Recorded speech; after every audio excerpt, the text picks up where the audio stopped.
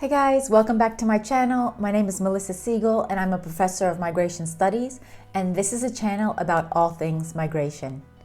Today we're going to be looking at how migration and corruption are interlinked, and specifically we're going to be looking at how corruption can reduce the development benefits of migration. We know that there are many development benefits of migration, or possible development benefits of migration, and if you're interested to know more about that, you can check out my other videos on the effects of migration in countries of destination and the effects of migration in countries of origin, as well as my video on the effects of migration on development. You can find them all up here, and I'll link them in the description below.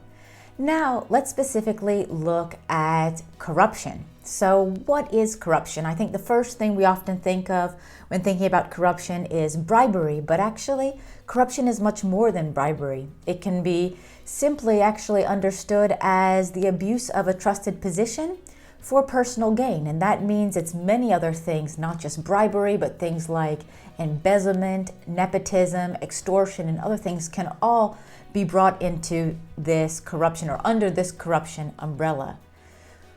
There are also different scales of corruption in different sectors, different methods. So you can have, for instance, petty corruption, grand corruption, systematic corruption, and then you can have corruption in many different sectors. So we often think of corruption perhaps in government or the public sector, which is often one of the most common areas to look at. And there you could look at political corruption, police corruption, judicial corruption. But you can also have corruption in education or healthcare or higher education in universities, labor unions, many other things. And when we think about the different methods of corruption, we can think about things like bribery, embezzlement, theft, fraud, extortion, blackmail, and things like just the abuse of discretion, favoritism, nepotism, clientelism. So there's really a lot wrapped up in what corruption is. Now, how is it linked with migration? So, in general, countries where corruption is perceived to be widespread are largely countries of emigration, or largely countries where people leave and migrate from.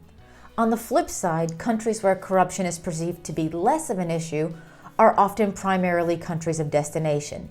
Now, I'm talking in averages, okay? This is not the case in every country and doesn't hold in every situation, but on average, people are moving from more corrupt countries to less corrupt countries. You know, if you just think about where the most stocks of migrants are in the world today, you know, here we can see a map that shows where the largest stocks of migrants are, and we can also see a map of the corruption perception index. And here we can see, which is done by Transparency International, you know, the countries that are considered to be much less corrupt and countries that are considered to be more corrupt. And in some work done by Jorgen Carling, myself, and Pasha, you can see here that if you just plot this simply on an X and Y axis, on average, people are moving from more corrupt countries to less corrupt countries. Now, as I said before, we know that migration can be extremely helpful for increasing individual, household, and community national development. And there are a number of important mechanisms through which this can happen. So one of the most important are, of course, remittances. And remittances are the money that migrants send back to their family and friends in their countries of origin. If you want to know more about remittances, you can also check out my videos on remittances and what exactly they are and where they're coming from and where they're going. But in many cases and in many developing countries, remittances are more important than official development aid, and in some cases even more important than foreign direct investment. Again, if you want to know more about that, please check out my videos.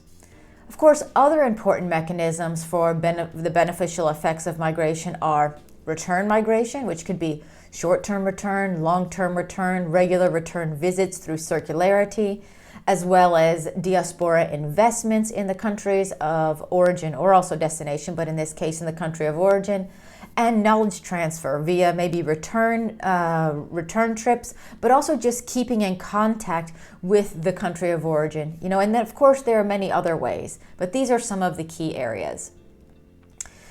Now let's turn to look at how corruption can actually impede the development benefits of migration. And we're going to look at three main areas. All right. So as we said before, migration can alleviate poverty and facilitate development. Remittances, investment by migrants, and development initiatives by the diaspora are all really important. But if this potential is undermined by corruption when migrants' money is tapped into by self-enriching people in trusted positions in origin societies, there's really a problem, obviously. Now, here I'm going to look specifically at diaspora investment, remittances, and return migration, some of the key areas or key mechanisms through which migration can affect development positively. So let's start with diaspora investment. So if bribes are required for construction permits or licensing or planning permissions and more, then the benefits of this migrant-driven investment can be reduced. So one is that it's going to cost more money, so perhaps the company or the business won't be able to get off the ground as quickly. And if these additional costs are seen as too high, then migrants might decide to not even invest in the first place. Now let's look at remittances. So if remittances are targeted for extortion, so then the incentive to actually send remittances in the first place might be reduced. So you can think of receiving remittances. So in most areas where you have lots of migrants, it is well known which households have migrants, which ones are receiving remittances. And if those households or individuals that are receiving remittances are then targeted by corrupt officials, being asked for more bribes or being extorted in different ways, then the migrants abroad might say, well, it doesn't make any sense for me to send more money back since the benefits that I want for there to be with regard to these remittances are not having their full potential, right? So this could then possibly reduce the incentive to send remittances. So in my institute at Maastricht University and the United Nations University Merit, we've actually done quite a bit of research in this area to see if we can find evidence for this.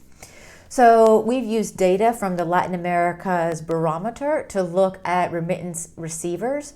And we do find evidence, particularly for police bribes, that households who are receiving remittances are more likely to be asked for bribes by the police.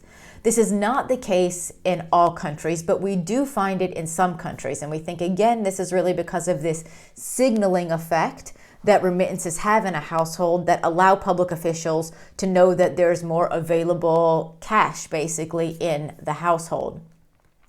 We find some other colleagues also from UNU Merit have looked at this specifically in the African context, looking at the Africa Barometer. And they also find that remittance receivers are paying more bribes. So in this case, it's a little bit unclear as to if remittance receivers are offering to pay more bribes or if they are being asked to pay more bribes. But we do see a clear relationship between remittance receiving and paying more bribes. Now, let's turn to return migration, so both short and long-term returns. So if migrants have adapted to the less corrupt society in the country of destination, then the corruption in the country of origin may be a reason for them to not return. So while corruption may not have been the direct or indirect reason for the person to migrate in the first place, it could be a reason for them to not return once they have gotten used to another kind of system. If we also just think about even short-term return, requests for bribes by officials at border controls have even been found to complicate short-term return visits and frustrate migrants and make them not want to return or not want to return as often. And since we know that return can be extremely beneficial for development, for knowledge transfer, and the like, reducing these number of return visits inadvertently because of corruption can be particularly problematic. If we look at long-term settlement, corruption can substantially complicate the process of establishing and running a business and can make economic integration more difficult for returnees. It can particularly block the reintegration of highly skilled returnees in developing countries and obstruct knowledge transfer. This could happen, for instance, if nepotism trumps merit in hiring processes for jobs, or if corrupt practices prevent professionals from being able to put their knowledge to use. We know that many highly skilled returnees are motivated by a desire to make a contribution in the country of origin, but these obstacles in the form of corruption can be severely demoralizing and can really reduce these development benefits of return. So, for instance, we look at return in general, and now I've been talking about return kind of in a general context, maybe in a labor migration context, in a voluntary migration context, but we can also look at how corruption can hamper return in post-conflict settings. In post-conflict settings, corruption can disrupt property restitution mechanisms or reintegration assistance, and thereby discourage returning refugees, for example. So not only just in our kind of normal voluntary migration situations can corruption impede return, we can also see that in a post-conflict situation where if the situation is still quite corrupt in the country of origin with regard to being able to regain your property and being able to get reintegration assistance, then this might reduce people wanting to return. And if they do return, again, it can reduce those development benefits of that possible return. Now, when we often think about these things, we often think about, okay, migration, from developing countries to developed countries. But from previous videos, you'll already know that not all migration, and also not the majority of migration, is from developing countries to developed countries. We have a lot of other types of migration. And even within the corruption story, it's not just about migration from developing countries to developed countries.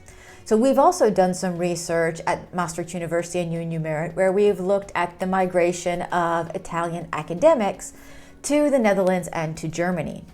And what we found in those cases is that corruption was not necessarily the reason for the Italian academics to migrate in the first place, but after understanding the systems in higher education in Germany and in the Netherlands, which are considered to be less corrupt, less, let's say, nepotistic than the higher education system in Italy, a lot of those academics decided that they did now not want to return to Italy after understanding or being part of a more merit-based system in the Netherlands and Germany.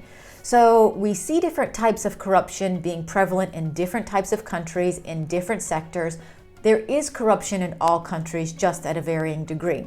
So we can see that the development benefits of migration can be impeded even in a situation when migrants are coming from developed countries. This is not only a developing country problem, and that is something that is quite important to understand.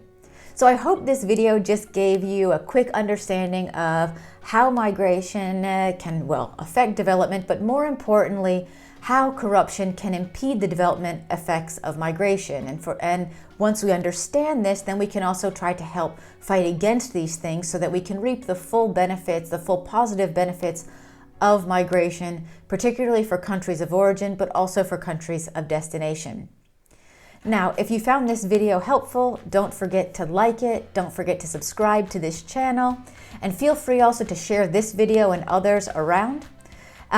Please also hit that notification bell so you don't miss any of my videos in any week, because I do come out with videos every week. And I do hope to see you next time. Bye-bye.